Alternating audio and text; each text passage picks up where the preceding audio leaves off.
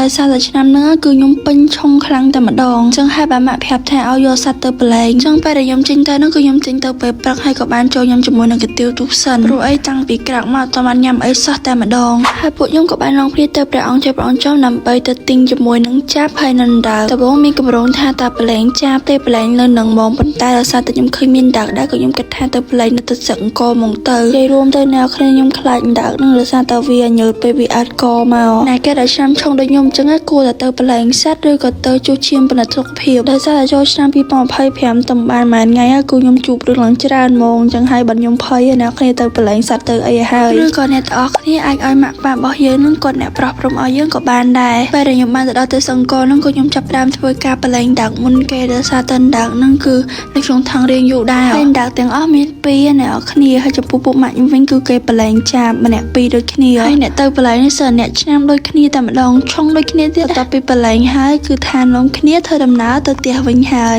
រួមទៅគឺអត់មានអីតទៀតទេចា